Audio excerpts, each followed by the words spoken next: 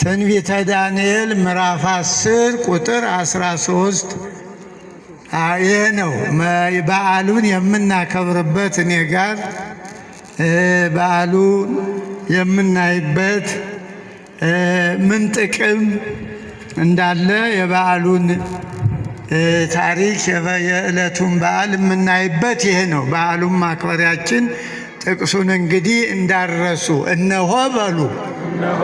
እነሆ ከዋነኞቹ አንዱ ሚካኤል ሊረዳኝ ሙሉት ሊረዳኝ በቃ ይሄን ያዙ። እንግዲህ በዓሉን የምታከብሩት በዚህ ነው። እያንዳንዳችሁ ሊረዳኝ መጣ ነው እና ሁላችንን እንዲረዳን ፈቃዱ ይሁንልን። የተከበሩ የአቃቂ ቃሊቲ ክፍለ ከተማ ሊቀ ካህናት እዝራ ነዋይ፣ እንዲሁም የዚህ ደብር የዚህ ሕዝብ አገልጋይ አስተዳዳሪ መላከ ብርሃን ቆሞስ አባ ገብረ ሥላሴ፣ ብዙ ሊቃውንት አሉ። እንግዲህ በየስማችሁ በየማዕርጋችሁ ሊቃውንተ ቤተ ክርስቲያን፣ መምህራን፣ ቀሳውስት፣ ዲያቆናት እንዲሁም ደግሞ የእግዚአብሔርን በረከት የሚካኤልን እርዳታ ፈልጋችሁ ከሩቅም ከቅርብም የመጣችሁ ኦርቶዶክሳውያን የእመቤታችን የቃል ኪዳን ልጆች የቅዱስ ሚካኤል ወዳጆች እንደምን አረፈዳችሁ? እንደምን ሰነበታችሁ? ቆይ ቀስ በሉ። አሁን እንግዲህ እርዳታ የምትፈልጉ ያው በዓሉ ሊረዳን ያስተምረን ነውና አሁን እንዲያው ጸጥ ብላችሁ ሊረዳይ መጣ የሚለውን ሁላችሁም ያዙት። ማንኛውም ሰው ዛሬ ጊዜውን ተዋረ ወደዚህ ወደ እኔኑ እዚያ ሌሎቹ ጸጥታ አካላት ዘበኞቹ እንትን ይበሉ፣ ግርግር አትበሉ። በሉ። አሁን እንግዲህ እኔ ጋር የምንቆየው ጥቂት ነው። አይዟችሁ። የመጣችሁበትን በዓሉን ለምን እንደመጣችሁ እንድታውቁት ነው።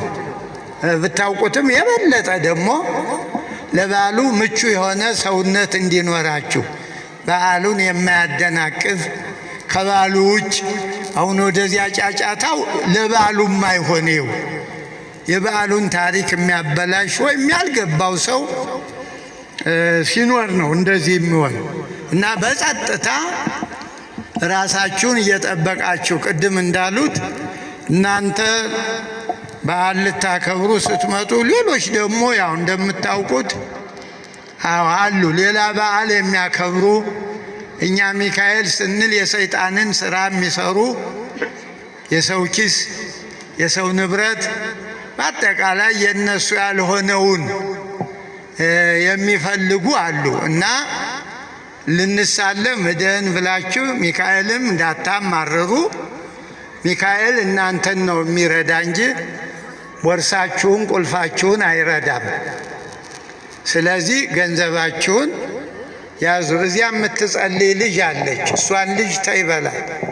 ነይ እስቲ ወዲህ ነይ። እንዲያውም በይ ነይ ወዲህ ነይ። እንድትባረኪ ነው ያዘሽ።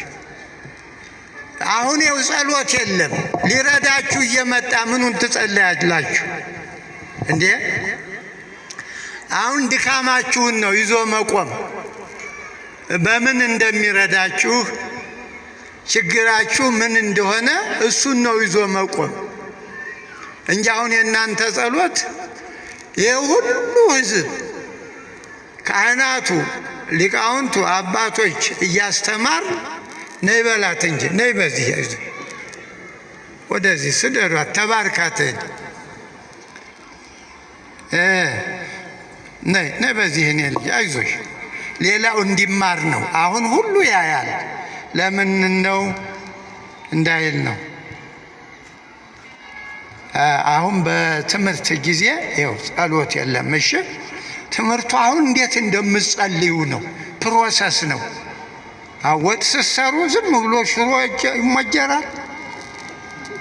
አሁን ሂደቱን ነው የመጣንበትን እንዴትስ መጸለይ እንደምንችል ነው። በትምህርት ሲደገፍ ሁሉ ጥሩ ይሆናል እና በትምህርት ጊዜ በመዝሙር ጊዜ አገልግሎቱን ነው መሳተፍ። እሺ አሁን ይሄ የማህበር ነው፣ አንድ ላይ ነው ጉልበታችን።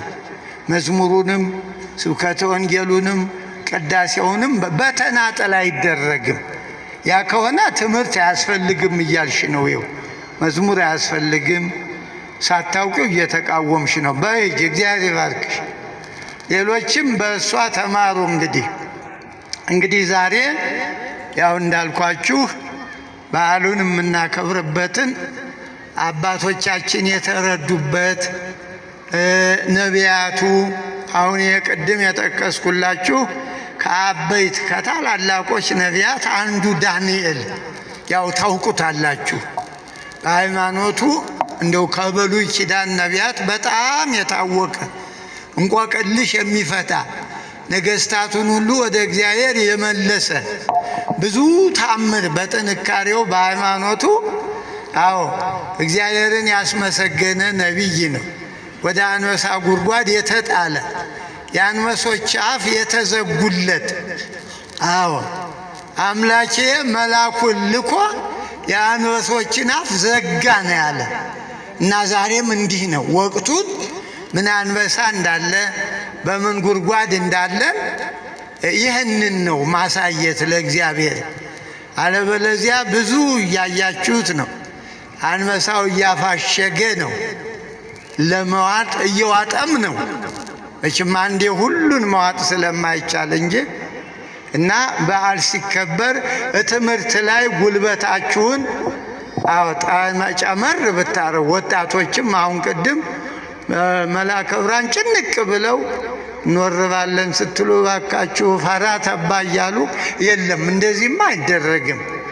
ዛሬ ሁለት ነው ግባችን። ይኸው አንደኛ መማር ነው። አንደኛ ቀኑ ምንድን ነው ነው ለእያንዳንዳችን ከቀኑ ምንድን ነው። ከዚያ ሁለተኛው ቦታ ከሌለ ማምለክም ማገልገልም አይቻልም። ይህንን ቦታ ዛሬ ከቅርብም ከሩቅም ለመጣ ከበረከቱ እንዲሳተፍ ጊዜ መስጠት ነው። ለዚህ ነገ ተነገ ወዲያ ትዘምራላችሁ፣ ምንም እኮ ችግር የለም። ግን ጥቅሙን ወቁ። ፕሮግራሙን የዛሬው ለሁለት ነገር ነው። አንዱ ትምህርት ነው በዓሉ የሚከበርበት። ሁለተኛ ይሄ ቦታ ማለክ አለበት። ጥሩ ሄዳችኋል። ዲዛይኑ ሁሉ ቆንጆ ነው። እንግዲህ ቁመቱን ከፍ እንድታረጉት እንዲያው እንዳያጥር መሐንዲሶቹ ያው አስተያየት እየሰጠው ነው። ከፍ እንዲል አየር እንደ ልብ እንዲገኝ ህዝቡም ሰማይ ሰማይ እያየ መሬቱን ለቆ እንዲጸልይ እንዲያስቀድስ ነው እና ለዚህ ያው ካልተማርን ምንም ትርጉም የለው። ቤተክርስቲያኑ ቢሰራም ባይሰራም ምንም የለው እና መማሩ ላይ ዛሬ ብዙ ሊቃውንት አሉ እዚህ የምትዋቸው ወጣት ዘመኑን የዋጁ ብሉይ አዲስ ያጠኑ አሉ። በእነዚህ አንደበት ብትማሩ ከኔ ይልቅ ኔትወርካችሁ አቻ ይሆናል። አሁን የኔ እንዳው ስፒድም ብዙ ያለው አይደለም። እኔ ወደ ኋላ የድሮው የነበረው ነው ትዝ የሚለኝ። አሁን ያለው ዝም ብሎ በመገረም ነው ያለው። ምን ሰራው ትውልዱ የሚያደርገው በጠቅላላ ሰውነቱን ለቆ ወደ አውሬነት ተለውጦ ለእኔ ሁልጊዜ ተግራሞት ነው በእውነት ሁልጊዜ ምን ጉድ ነው እላለሁ። እና ተማማሩ ስበሳችሁ ጊዜውን ዋጁ ነው። እንግዲህ ዛሬ ስለ መላእክት በመጠኑ እንማራለን። ዝም ብሎ ሚካኤል አይደለም። ሁሉንም እንዳስሳለን። እና ጥቅሷን ያዙ። እነሆ የምትለውን ከዋነኞቹ ይኸው ፕሮቶኮሉን ነግሮናል። ከዋነኞቹ አንዱ ሚካኤል፣ ከዋነኞቹ ከመላእክት ከሌሎች አይደለም። ዋነኞች አሉ፣ 7 ሊቃነ መላእክት አሉ። ከነዚያ አንዱ ከነ ገብርኤል ከነ ሩፋኤል ከነዚያ አንዱ